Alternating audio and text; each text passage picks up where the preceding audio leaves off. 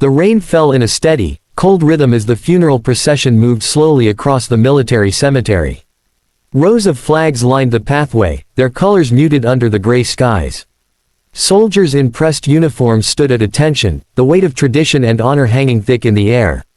It was a day reserved for a man who had worn his stars proudly, a four-star general whose name echoed through halls of history.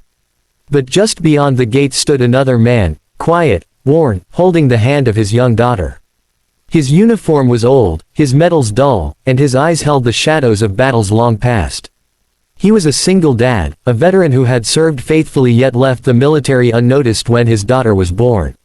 He wasn't here for glory or recognition, he was here because the general being buried that day had once saved his life on a battlefield. Without the general's orders, without his courage, the veteran would never have come home to hold his child. To him, this funeral wasn't just for a military leader. It was deeply personal. It was a chance to say goodbye, to honor the man who gave him a future. But as he tried to enter the cemetery, the guards stopped him. "Sorry, sir," one of them said firmly. "This is for invited personnel and family only." "I served under him," the veteran explained, his voice steady but tinged with desperation. "I need to be there. Just for a moment." The guard shook his head. "Orders are orders. Please step back." His little girl squeezed his hand tighter, looking up at him with innocent eyes. "Daddy, why won't they let us say goodbye?"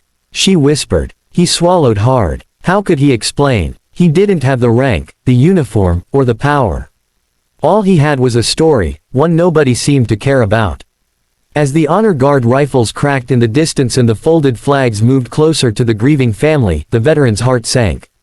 He stood on the outside of the gates, rejected and forgotten, just as he had been when he left the service. But fate has a way of finding the unseen. As the ceremony began, an older man in a pristine uniform walked forward with authority. He was another four-star general, a figure respected by every soldier present. He noticed the veteran outside the gates, noticed the posture of a soldier denied, the sorrow of a father who had given so much yet stood outside like a stranger. "Who is that?" the general asked one of the aides. "Just some veteran, sir. He tried to enter, but we—" Before the aide could finish, the general raised his hand. The ceremony halted. Murmurs spread through the crowd as all eyes turned to the commanding figure walking straight toward the gate. The guards stiffened, unsure of what they had done wrong. The general approached the single dad and looked him in the eye. "You served under him?" he asked. "Yes, sir," the veteran said, his voice low.